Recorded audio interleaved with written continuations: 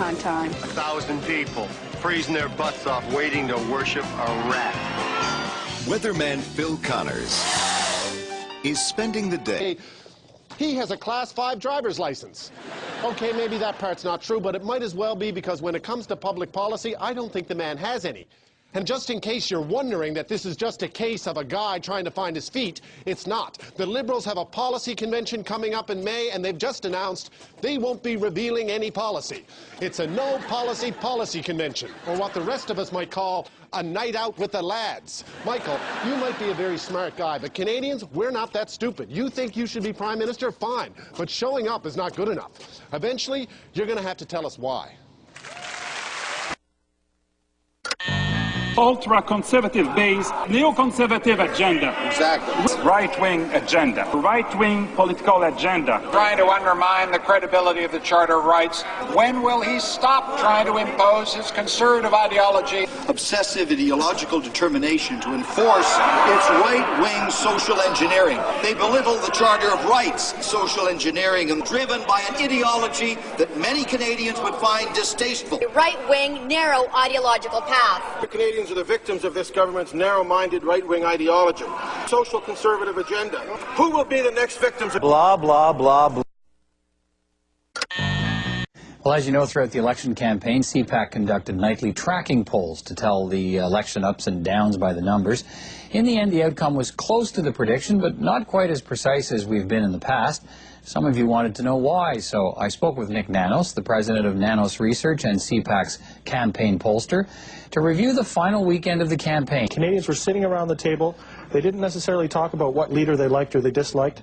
They basically talked about the economy, and at the end of the meal basically decided Stephen Harper is the best choice in order to guide the country and the economy through these potentially turbulent times. Now, when fortunate amount of the movement took place in the province of Ontario. The tracking had shown that, you know, the die was basically cast in Quebec in the west.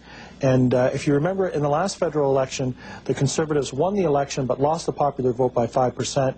In this election, the Conservatives actually won the popular vote in Ontario by 5%. A lot of that movement in the last weekend. We knew that Ontarians were very concerned about the economy.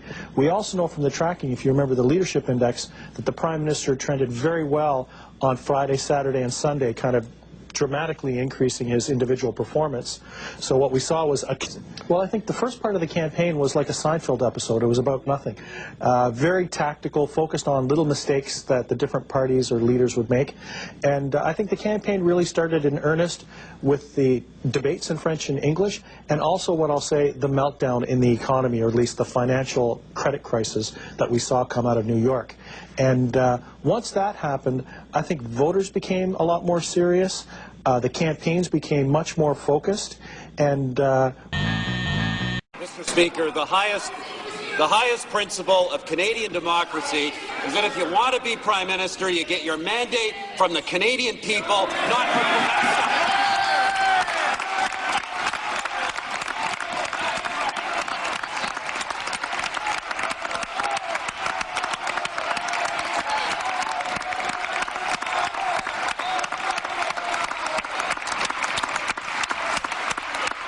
Mr. Speaker, this deal that the leader of the Liberal Party has made with the separatists is a betrayal of the voters of this country, a betrayal of the best interests of our economy, a betrayal of the best interests of our country, and we will fight it with every means.